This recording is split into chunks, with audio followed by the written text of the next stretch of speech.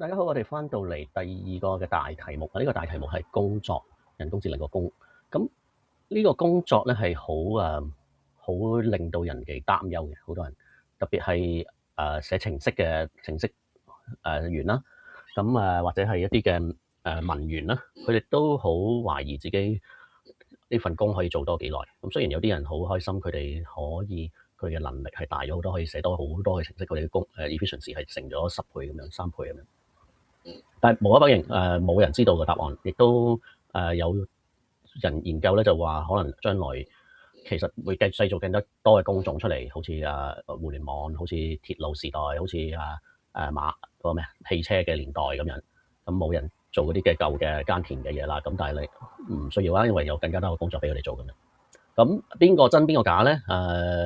我唔知，但係呢一個波浪咧係嚟得相當之快嘅。咁有時有人咧就會因為你上年唔知你幾時上一次玩 AI 係幾時啦？同 ChatGPT 傾偈係幾時？可能你諗緊係2年前嗰啲嘅 ChatGPT 係好低能咁樣，但係你就覺得你呢個完全係取代唔到人啦咁樣。但係其實你而家用一啲俾錢嘅 plan 啦，去做一啲嘅複雜嘅工作啦，好多嘢咧已經係完全同一兩年前已經唔同晒。咁所以我哋大家都要去 update 下，其實而家嘅情況係點樣嘅。好，咁我而家就做一啲嘅示範，冇咁悶啦。咁而家出邊用緊嘅 tools， 喺工作上用緊嘅 tools 係有啲乜嘢咁樣？咁可能我唔係 cover 晒全部嘢啦，因為我識嘅嘢都有限啦。OK，呢個係下一步。咁我會講下 vibe coding 啦，會講下optical character recognition 或translation 啊等，係咪 VS Code anti-gravity 嗰啲咁嘅嘢。好，而家出邊最重災區嘅地方係乜嘢咧？係寫程式嘅人。咁我想 show 俾大家睇下呢個 program。呢個 program 咧，我係用 VS，呢個係我嘅 Mac Mini。呢部 Mac Mini 咧係我專買嚟係用嚟 run AI 嘅。咁係可以 locally 咁樣 run 咁樣。咁呢部嘢咧，我嗰日咧就叫佢寫咗一個 tic-tac-toe 嘅 program。咁呢個 program 咧就係做乜嘢咧？我同佢講，我個 prompt 就係話，我要一個 tic-tac-toe 嘅 program，我要用 Python 嚟寫，係一個 web 嘅 interface，即係可以喺Chrome 嗰啲 browser 度 run 啦。咁我要咧就係可以人同 AI 鬥，亦都可以 AI 同 AI 鬥，又或者係人同人鬥3種模式咁樣。咁請你寫一個咁樣嘅 program 俾我睇。咁然之後咧，佢就做，咁就去run 啲嘢啦 ，download 啲嘢啦 ，install 一啲嘅 applications 啦 ，install 一啲嘅 libraries 啦。咁然之後咧，佢就寫到一個嘢出嚟啦。呢啲係咪？係咪？未得 OK。咁佢寫到嗰個嘢咧，其實係如果我係一個程式嘅，唔係我好多年前係程式嘅設計員啦。咁我係需要用一段時間去寫嘅，因為始終係有嗰個 interface 喺度，有human interface UX 咁樣。而我亦都要識得點樣去嗰啲 install 個 server 啦，亦都識得點樣去嗰啲嘅 Python 嘅 language 啦，同埋亦都要去debug 啦，改啲顏色啦，設計啲 size 嘅大細啊等等嘅嘢咁樣。咁但係咧喺我唔使5分鐘咧，佢就不停咁樣整嘢，整呢樣整嗰樣，跟住咧佢就整好咗呢個 program 俾我啦。我而家暫停一陣先，等佢整好先。OK，我哋繼續啦。咁我都好多年冇寫 program 啦。咁但係咧，佢就喺唔使5分鐘之內咧，佢就整好咗呢個game 俾我。咁可以俾我係同佢鬥啦。咁嗱，但係佢唔聰明喎，呢個佢冇俾我贏，唔係冇贏我。OK，anyway，咁可能始終佢冇用到 AI 嘅功能喺裏面啦。好，咁嗱，呢個都係俾大家睇一睇，究竟而家嘅情況係點樣？而家出邊做程式發展員 software engineer 係點樣做嘢？就係佢其實係用英文嚟到同呢個 AI 叫佢做啲乜嘢。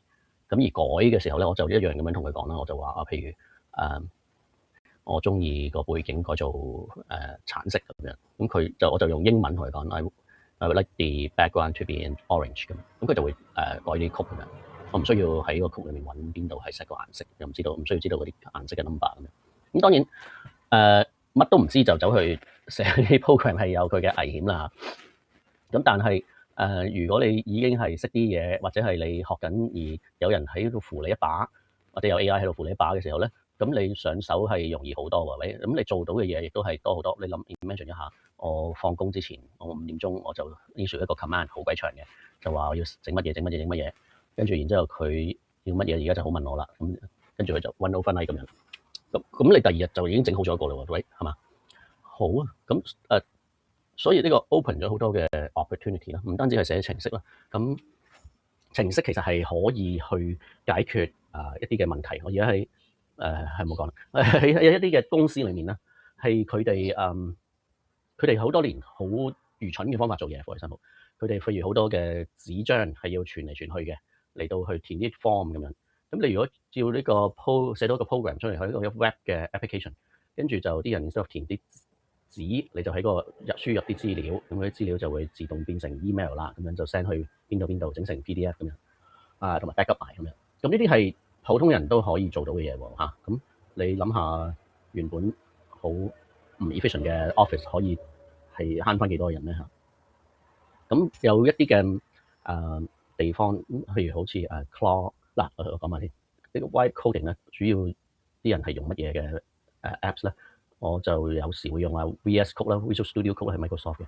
咁如果 Google 咧就有一個叫做 Anti-Gravity 啦，都係好好嘅。咁而最多真正嘅專業人士用咧就係叫 Claude Code，係Anthropic 佢出嘅。咁主要係打 CLI 咁樣。咁呢幾個都係好好。咁有個 Cursor 啦，Cursor 就係Elon Musk 買咗啦。咁而除咗寫曲之外，咁我仲可以做啲乜嘢咧？嗱，就係譬如我要翻譯一段文字，我收到一篇嘅文，一個 email 係法文嚟嘅，或者係中文嚟嘅。咁我要翻譯成中文英文出嚟，咁我就可以懟入去 AI 嗰度做。咁 AI 嘅翻譯係好過之前嗰啲嘅 Google Translate 或者係 Yahoo Translate 咁樣嗰啲。因為佢真係明白嗰段文字啊嘛，唔係嗰篇文章咁樣，唔係單止明白嗰一句咁樣。而且頭先講啦，就係佢各種嘅文字佢都識啦嚇。咁跟住亦都可以做一啲嘅叫做OCR 啦 ，Optical Character Recognition。咁譬如有一啲嘅 forms，有一啲嘅人佢哋用咗PDF submit 咗啲嘅 form 咁樣。咁你想 extract 嗰啲嘅 information 出嚟，嗰啲嘅 text 出嚟，咁平時你可能要去溫一個去 scan 咗佢先啦，跟住再要去用 PDF pull for example 咁Acrobat pull 咁樣去 OCR 咁樣。咁但係咧，如果呢度咧就咁，你可以就咁 add files，咁然之後叫佢summarize 個篇文章俾我，咁樣就得啦，或者係將佢譯成中文咁樣，或者係英文咁樣。好啊，咁喺工作場所咧，最多人用咧，其實就係 Copilot 啦，即係 Microsoft，因為好多大公司佢哋已經係用緊 Office 啦，或者用緊 Outlook 啦，咁佢就唔係 as well 加多少少錢，咁就整埋個 Copilot 嚟所謂嘅做咗 AI 啦咁樣。咁 Copilot 當然係有佢嘅限制啦，佢唔係最聰明嗰一種，但係佢個 integration 係做得好好啦。可能佢有個 spreadsheet，佢會最近 offer 就幫我揾嗰個 spreadsheet 裡面嘅問題出嚟。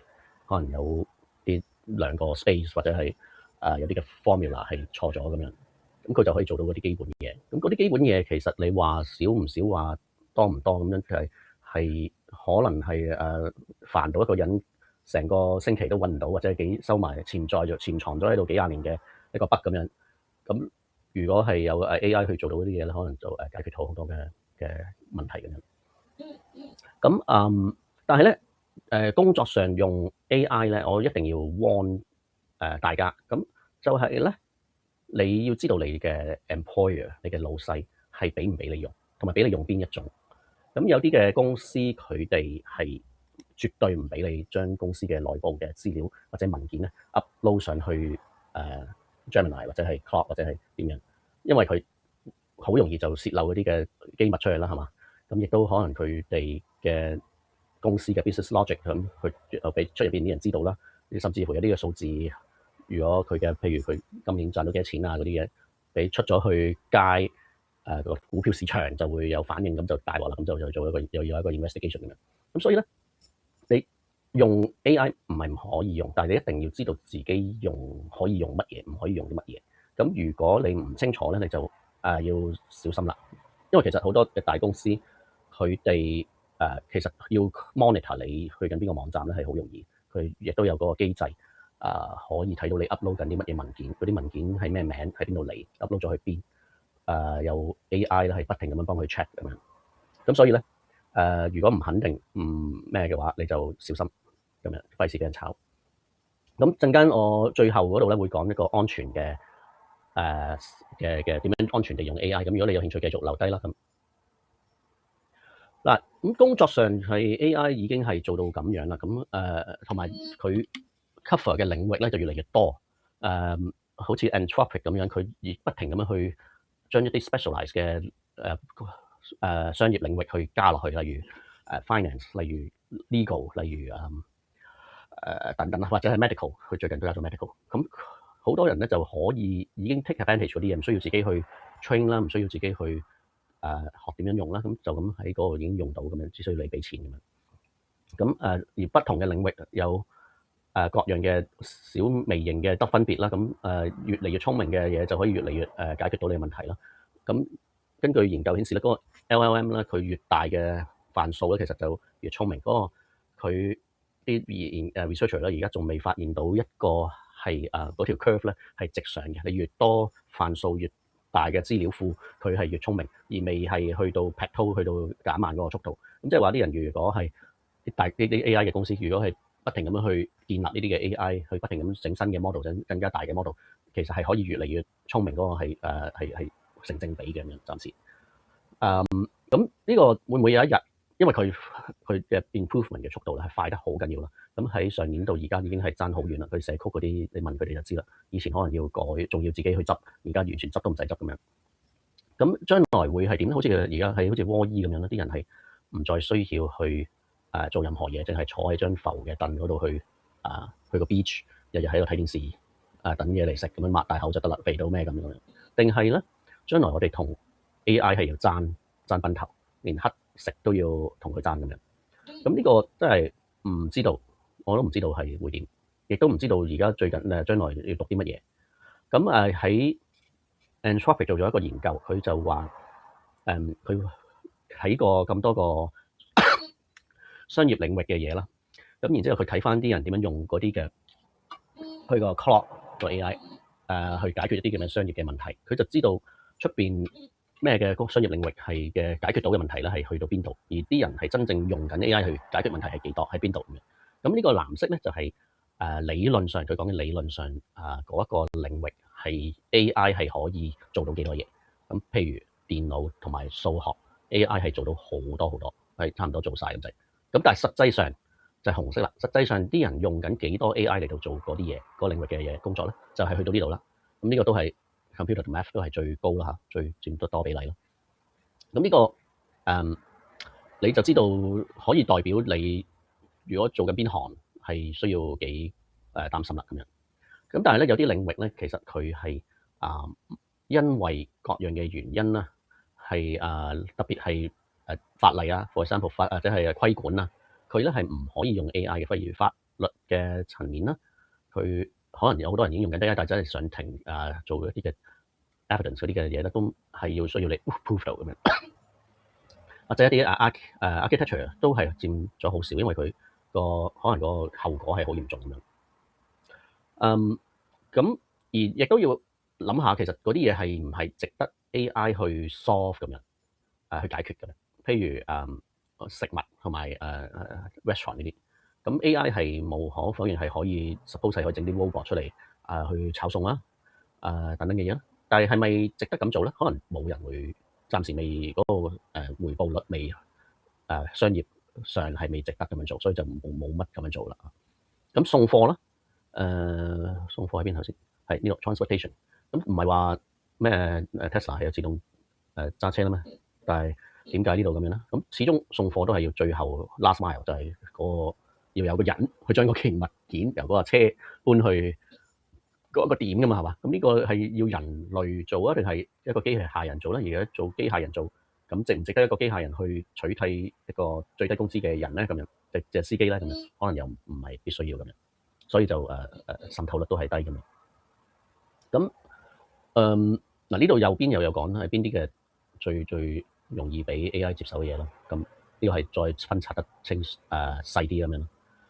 咁喺呢個咁嘅擔憂底下，咁我哋點算咧？點樣去生活落去咧？咁樣咁我哋知道喺我哋信仰就係話工作只係嗰個嘅人嘅創造出嚟嘅其中一樣嘢。咁呢個工作係神俾我哋去管理世上嘅一切咁樣，包括呢啲嘅動物同埋啲死物咁樣。咁而我哋嘅 role 咧，個創世記，我哋 role 咧係好有可以係管理佢哋管理得好。嗰個好唔一定係有效率，可能係唔會浪費啊，或者唔會係污染環境啊等等嘅嘢啦嚇。咁而或者係我哋唔會去 exploit 一啲嘅，佢唔想去 exploit 一啲嘅低層嘅員工啦咁樣，可能咁我哋就要去思考一下啦。咁喺未來，我哋諗清楚我哋個 calling 係啲乜嘢？如果呢個 calling 係大過我哋嘅工作嘅時候，咁究竟個工作係佔我哋個嘅邊一個位置咧？同埋我哋點樣去行下一步咁樣？呢個都值得去考慮下。咁跟住我哋會講智慧啦。咁如果你好有興趣，或者你有冇興趣你都嚟啦嚇。